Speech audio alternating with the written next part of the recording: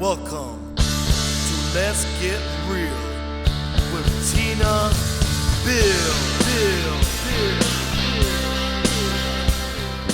Welcome back, guys. This is Let's Get Real, and of course, I'm Tina Bill. So glad you joined me again today. We have been discussing the spirit world, and we're going to dive right back into where we left off. I will encourage you, if you have not watched the last 3 podcasts in reference to the spirit world, ghosts, that type of thing, I definitely want you to go back and do that. So anyway, I'm going to pick up. So on the last podcast, we were talking about not being deceived by going to like mediums and psychics and that sort of thing, trying to be in touch with the spirit world, because that's a big no-no. But I'm going to go ahead and pick up where I left off on the previous podcast, telling some more stories and experiences so that you kind of continue to understand where I'm coming from and why I feel it is very necessary to talk about this subject. So, okay, so we're going to go back to the house that I lived in when I was about 10 to 12 years old. So my sister Wendy and I we were in bed one night. I was in her room because after the experiences that we continued to have, she really did not want to sleep alone. So I would sleep with her in her bed, and we did this really fun thing. Now I'm getting a little personal, but it's kind of fun to talk about those childhood memories. So we would do this thing where we would draw on each other's back with our finger. It was relaxing, and we had to guess the picture, and it was just fun, and that's just what we did. So the only thing is, what I remember is Wendy was really good about me being the last one to draw on her back so she could fall asleep. I was like, come on, Wendy, there's no way you're asleep. It's my turn. But anyway, you know how it goes. So I had just drawn a picture on her back, and she was quote unquote sleeping, right? Well, all of a sudden, she and I both sensed that there was a person or something standing in the doorway of the bedroom. So we both raised up and we looked towards the door, and standing in the door, we both saw a silhouette of a man that appeared to be about 6 feet tall, very, very slender, wearing a white tank top, or some people call it a wife beater. I'm not really fond of that term, but a white tank top with a pair of baggy pleated slacks and a belt. Like, we could see these details, you guys. And he had would have been his left arm propped up on the door frame and his head tilted towards that arm. And he was just staring at us.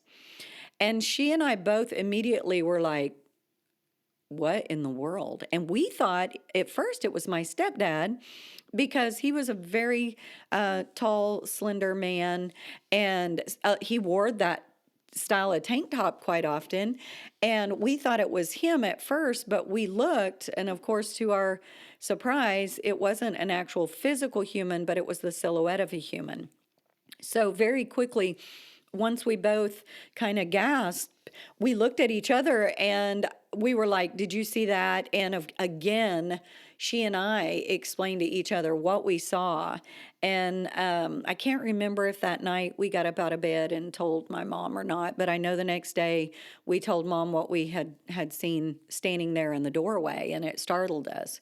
So that was another experience. And I will tell you, after that night, it was all I could do to not have to sleep with her, because I would still sleep in my bedroom and when I could, but most of the time she was like, hey, Tina, you want to sleep with me tonight? I'm like, not really, but okay. So anyway, there was a night that I was sleeping by myself. I actually think Wendy was not there. I think she had either stayed all night with a friend or she was somewhere else. But anyway, I was in my room sleeping that night, and it was probably about 2 o'clock in the morning, and all of a sudden I hear this blood curdling scream, and I jumped up out of the bed and took off to the doorway of my room. And at that time, I saw my mom coming down the hall from the other bedroom, and we both looked.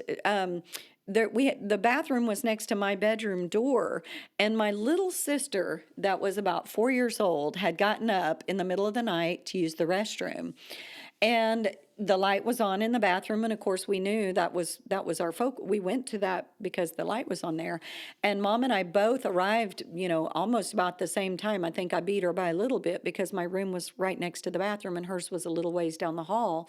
But we were standing there, and my little sister was sitting on the toilet, and she was screaming and crying. And we were like, Jamie, what is wrong? Are you okay? And of course, my mom ran in there, and I was just kind of standing there in shock, like, what in the world? Is she okay? We didn't know what happened. And after Mom got her calmed down, she began to tell us that she was using the restroom, and she was looking towards the door, and she saw a hand, but it was a silhouette of a hand, and it was motioning for her to, like, come here. You know how a hand looks like, hey, come here, I want you to see something. And she saw that hand motioning for her to come, would be out the bathroom and around the corner. And of course, it terrified her. And she just screamed and she cried until we got there and my mom was able to comfort her. So that was very jolting. I don't think Jamie ever got up in the middle of the night again to use the restroom. But it was very scary for her, you can imagine. So there was also another night.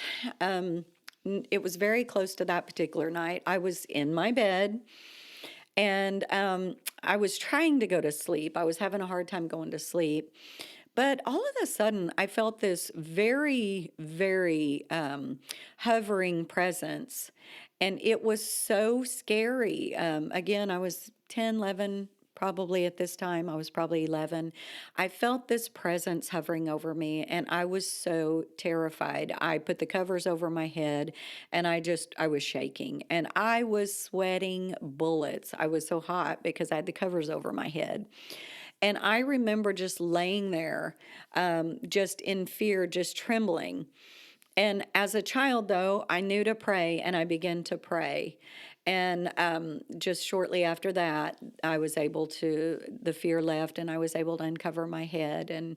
And I just remember laying there thinking, what in the world? Why was I so terrified?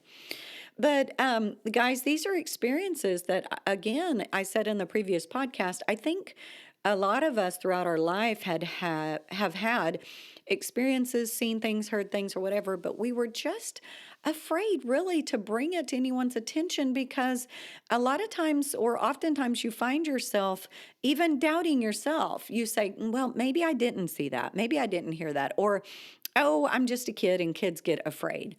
We find ourselves in those moments, and then we just disregard that and we go on. But I will tell you, the spirit world is very real. And it is a subject that we have shied away from talking about because, again, sometimes we just don't know enough to be able to have these discussions. But throughout my whole entire life, I've had experiences and different things, and I'm going to continue to talk about those things and talk about them with you. And then you may say, well, why are you even talking about this stuff? Why is it relevant? Why do you find it important to even talk about these things?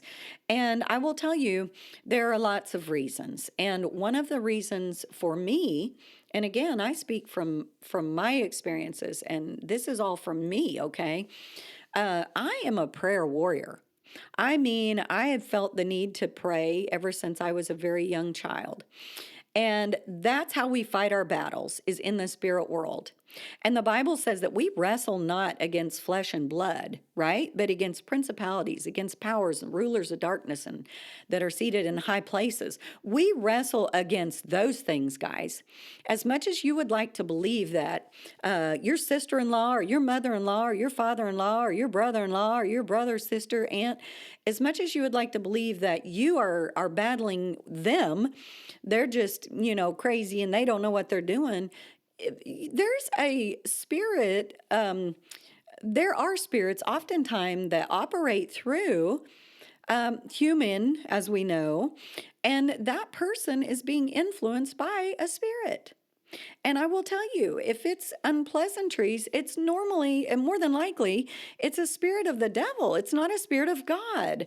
Because if you know the fruits of the Spirit and you know the nature and personality of God, then you will know that anytime you have someone talking bad about you, slandering you, attacking you, well, that's not of God. So you are wrestling the spirits that they are entertaining and allowing to operate through them.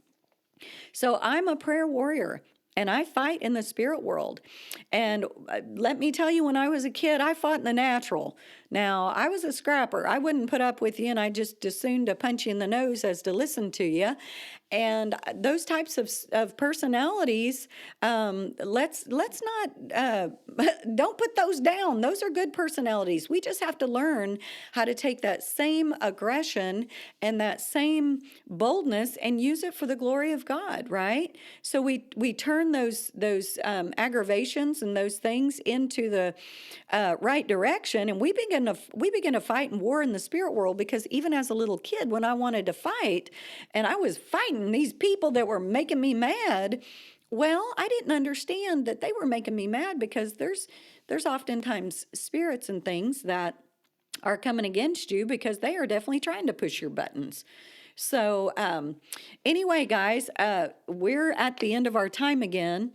Let me know if you want me to increase these longer, and I will, or I'll just keep making, 10, 11, 12-minute podcasts. But anyway, we're going to cut this off for today, guys. But I'm going to tell you, keep pressing in, tuning in. I'm going to continue to record these and release them more quickly than once a week.